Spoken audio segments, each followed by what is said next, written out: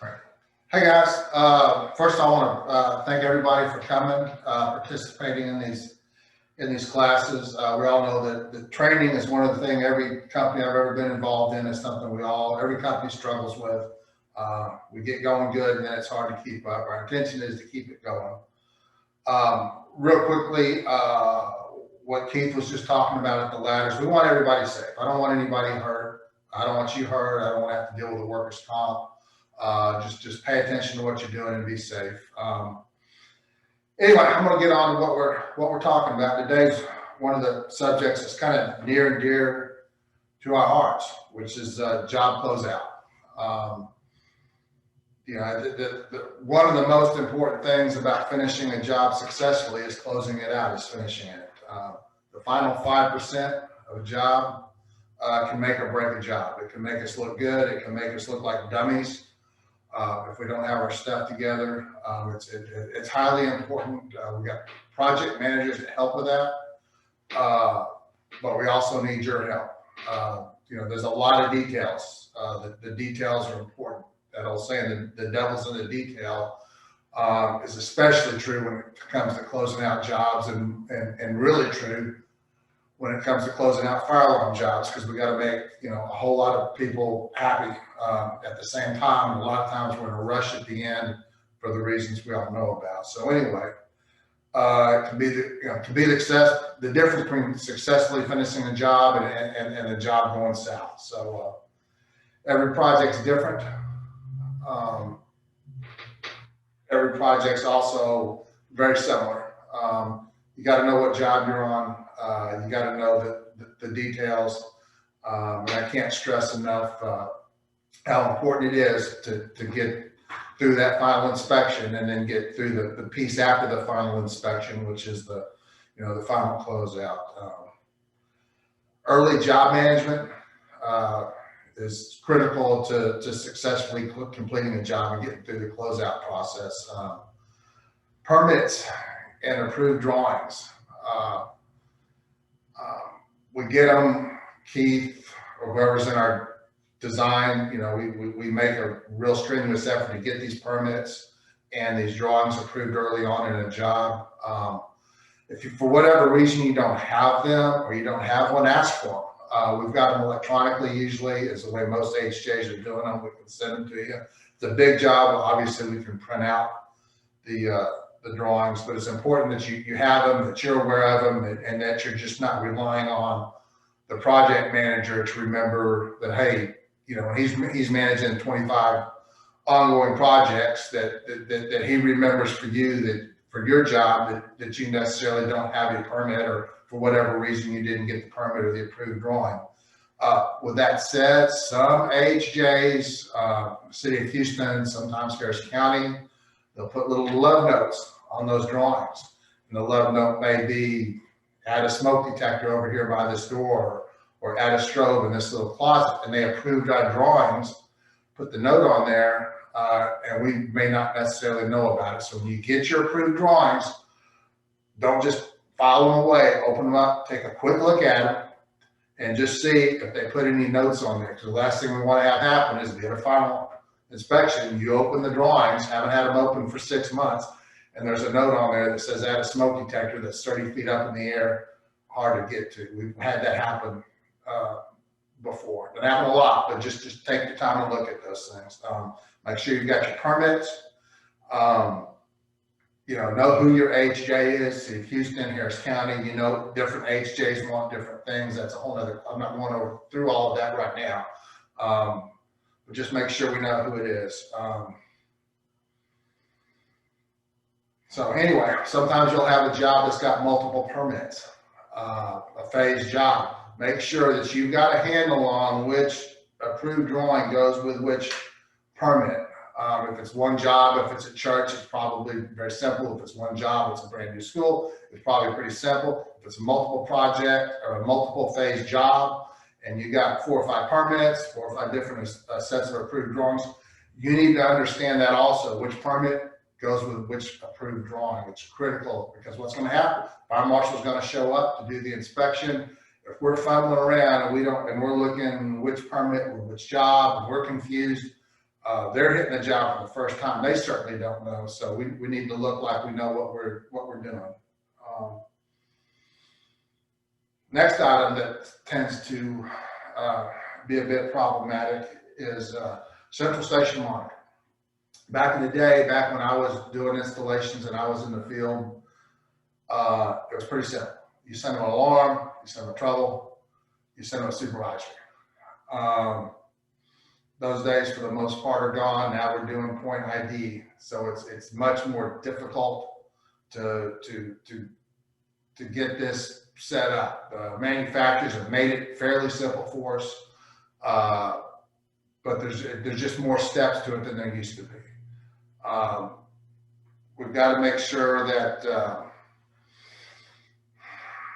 that zone list is sent to the monitoring company. If we're not monitoring it, we've got to find out who is, and we've got to make sure that they have our accurate zone list. And I got to stress our accurate zone list.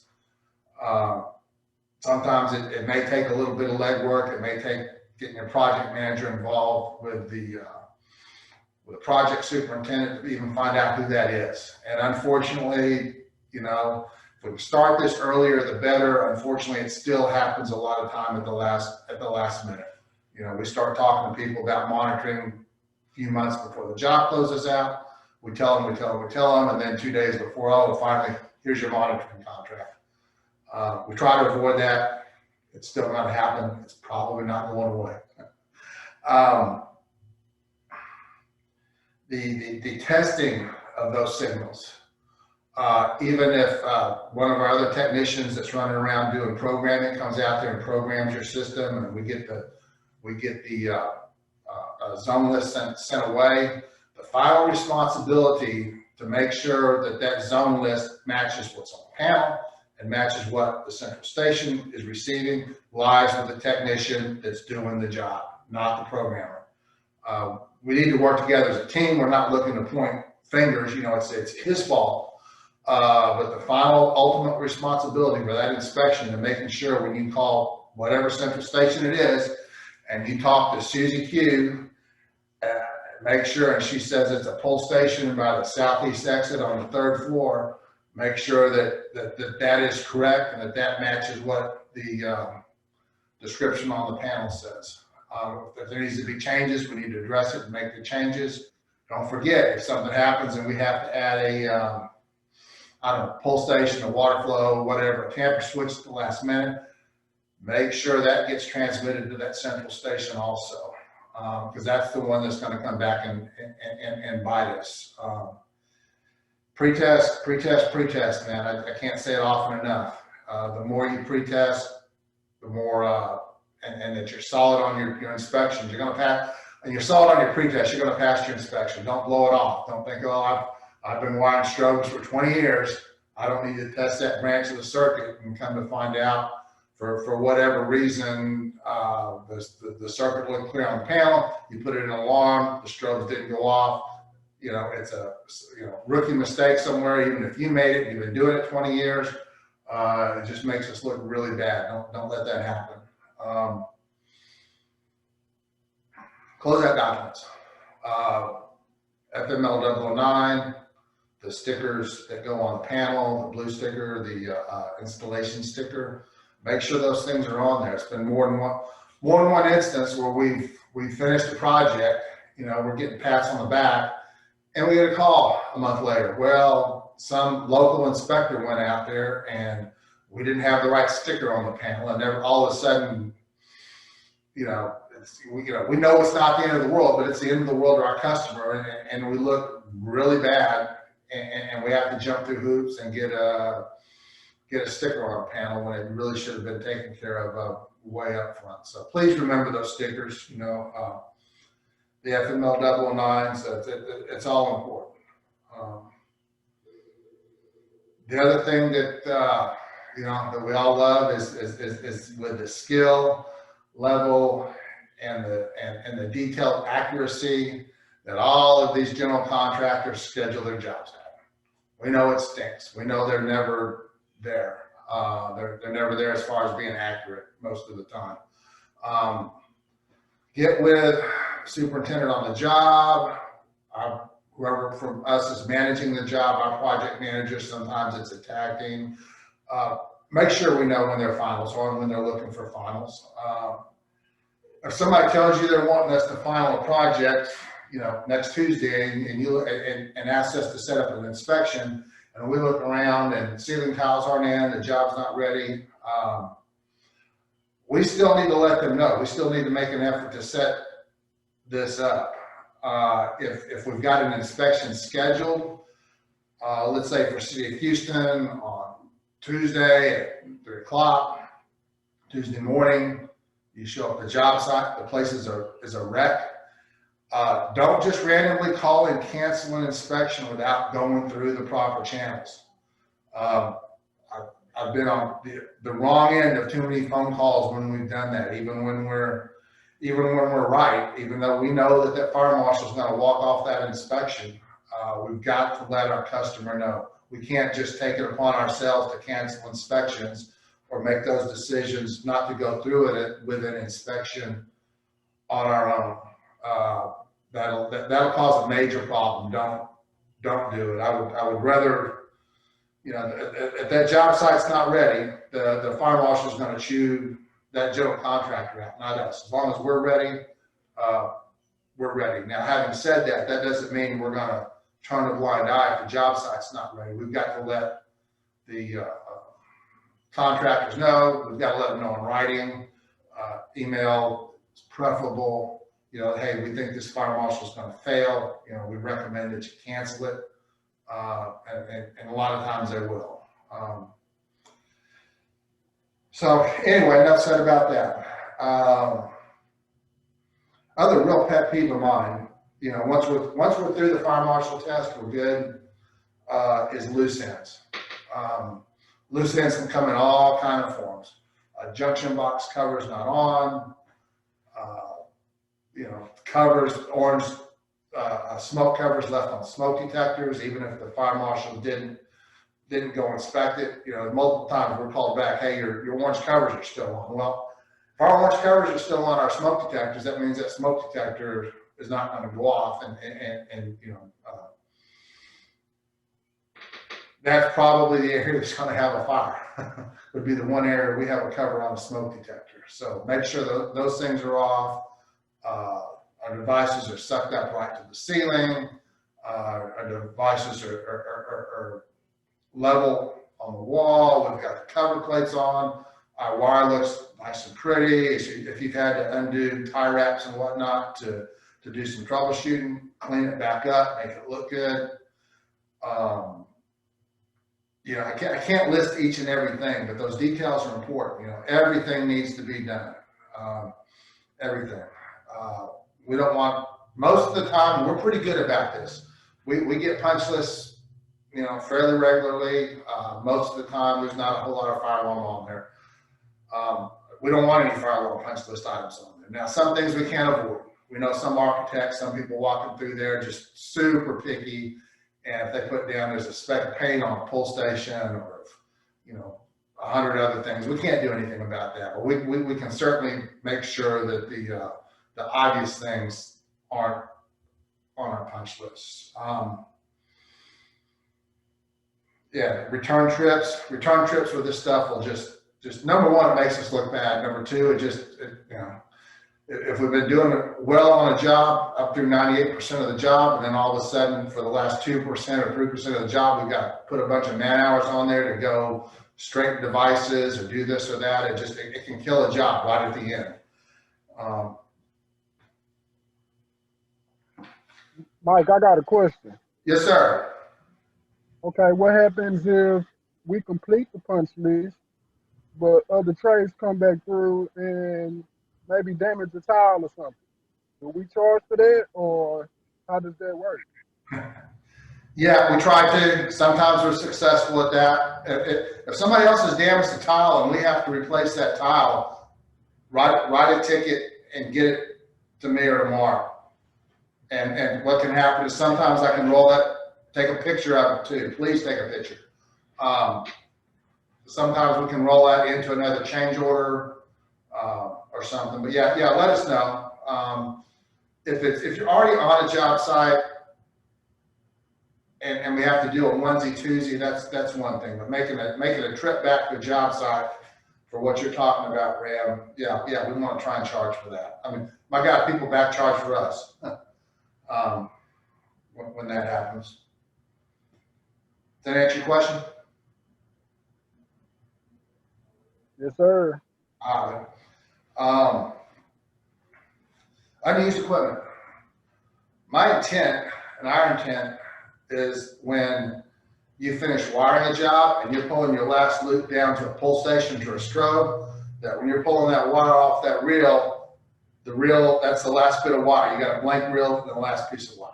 That perfect world, that's how it would happen. We know that's not real. That would be my preference. We want to keep our wire, our unused wire that we can use on another project. Wire estimates are probably the hardest thing to estimate. Sometimes we go over, sometimes we go under. Usually from what I can tell, we're relatively close. Sometimes, one way or another, we're usually in the ballpark, with a few exceptions. Equipment, strobes, pulsations, smoke detectors. Our intent there again, also even more important, is when you pull the last item out of the box to trim your last strobe or speaker strobe, smoke detector, whatever. And that's the last one, that is the last one, that we don't purposely order extra, with the exception of some projects have what's called attic stock. And that we do order. So anyway, all of your extra equipment needs to come back. It may actually be for attic stock, where we have to box it up and give it to them with a packing slip. Don't necessarily don't take it home, for God's sakes. That equipment belongs to Pyrotechs. Like I said, we don't normally purposely order extra equipment. You may have extra equipment for multiple reasons. You may have had to, like we did in Alvin here a while back, we had to go trim 13, 14 strobes in a high area. I might have pulled those strobes from somewhere else or out of stock to give to Anthony to go get that area in. The regular smoke still got ordered for the job. They need to come back. They need to come back and go back in stock. So we want our stock back. The other thing is your tools or our tools or both, ladders, etc. Make sure they're off the job site. It doesn't happen very often. Every now and then I'll get a call. Hey, we're in such and such electrical room or IT room, and there's a Pyrotech's ladder in there. Do you want it? Well, yeah. We've all been on other jobs where you walk in somewhere and another trade's ladder is, obviously left over from the job. We don't want to donate our ladders to our customers. We'd rather keep them ourselves. So anyway, like I said, there's a lot to closing out a job successfully. The other thing I did skip, I didn't mean to skip it, was as-bills. Do your as-bills, mark up your drawings, make legible notes and whatnot on your drawings. If you have to, just take a picture of it and send them to Keith. Just as long as we get those as-bills in, that's real important too. I know we're talking about fire alarm. A lot of this also translates over into to intercom, access control, intrusion. There's just more to sometimes closing out a fire alarm job. Actually, there's also a lot to close out an access control job. Some of that would still apply, making sure the doors are tested, each card reader works, et cetera, et cetera. So, it kind of applies to each job across the aisle. Okay, that went a little bit quicker than I meant. Are there any questions on job closeouts? Now, a lot of this stuff, guys, is somewhat common sense.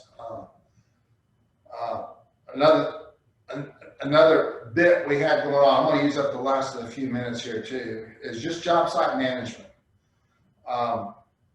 We need to know who our customer is. I don't know if all of you guys know this or not. We don't, get to sit back here in the office and just pick, well, I want this job, I want this job, I want this job. I'm going to pick this really hard job that's all screwed up, and we want that job. That's not how it goes. We put out bids, we put out quotes, we work with a lot of repeat customers. Some jobs we get are gravy train, some are not so gravy train. We don't know. We don't get the pick. I wish we did. We live in a competitive marketplace. We've got competitors that are fighting for the same work. We're typically right in the middle of the pack as far as bidding work. We're usually not screaming low. We're usually not screaming high. We're, right in the middle, and then we're negotiating, to close the project. Believe it or not, there's several projects that we've walked away from. They've said, hey, do you want to come down to, so-and-so's price? We like working with Pyrotechs. We'll look at it. We'll take a real close look at it. And there's been multiple times we just said, no, it's just not going to work. It's not going to work out.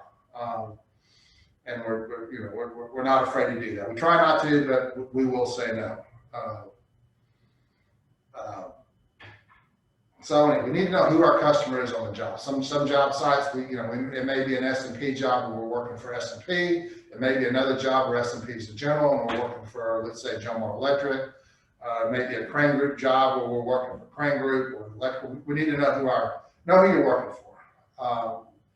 The other thing is to know your project. We'll give you a set of drawings, a set of specs, a set of submittals. You need to take a really good look at that project and know where the problem areas are. It's easy to look at a job and go, okay, here's my strobe circuits, here's my smokes, but you got to look deeper than that, especially at the first of the project. You got to look at areas that are going to cause you problems later on. If there's stair fans, where am I going to interface the stair fan? If there's a little note on the side that says interface to existing system, you need to start looking at that really early. Where does that conduit need to go? Where does that wiring need to go? You don't want to be looking at that type of stuff at the end of the job. If there's a small smoke, if there's a smoke control system, all those problem areas we need to look at. Or if you see a remote enunciator on a job site, at the other end of the building somewhere, and you look up and it's all wide open truss, I'm gonna get my wire over there. You need to also know how the wiring goes. If you look on there and you see, Keith or whoever, for whatever reason, put the wrong wire on there, the wrong wire type, and it just shows a two conductor, bring those questions up. You need to look at your job as a whole. Some of you guys are really good at it. I'll send Ram on a new job, and in the next day or two, I'll be getting questions about stuff doesn't come up for 6 months, but we're looking at the job so you understand what's going on in the future. We've got some large jobs coming up. They're not quite on the books yet, but we've got some fairly sizable stuff that we've been promised. So a lot of that will apply. Electricians, electrical contractors, we all know and love waiting on conduit from electrical contractors. We got to stay on them, guys. Mark writes emails. I need you guys to stay on them. You got to be a little bit aggressive with them without being overbearing. We've got to stay on them. A minute ago, you talked about knowing who your customer is. For some of our guys that are newer to construction, do you want to talk about some reasons why it's important to know if we're working for the electrical contractor versus the general? Absolutely. Number one, somebody's going to ask you at some point in time on a job site for a price. How much does it cost to add this speaker? How much to do this? Don't give them a price. Tell them I got to turn it over to sales. They're used to that. Don't even guess, because here's the problem. If you guess on what a price is, that's what they're going to remember. So if you say, hey, it's probably going to be $50 and it ends up being, there's a lot more involved and it's $5,000, they're going to say, well, your guy on the job site said it was $50. So do not quote prices, period. Zero. Don't tell them. Just don't. We need to know. The other thing, talking about electricians, who are we working for? If we're working for, I'm just going to use S&P for an example. If we're working for S&P and their electrician isn't getting our stuff in, and I've got no problem going to the general contractor and saying XYZ electrician's not getting our stuff in.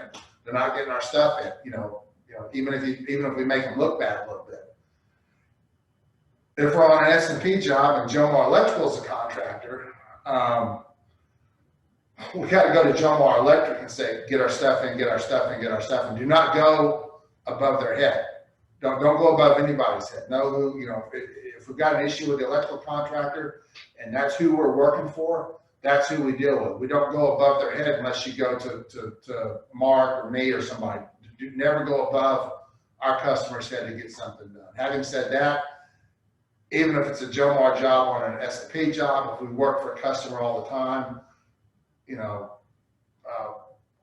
we need to go to them would be my preference. Sometimes we got to get forceful and we got to send some nasty to emails. So please don't, job site politics. Sometimes this may sound a little, I'll say prejudiced. Can't think of the right word. Sometimes people think females can be bitey and complaining. I tell you what, males sometimes and guys running job sites, they're worse. Ladies, you hear that? We can be worse.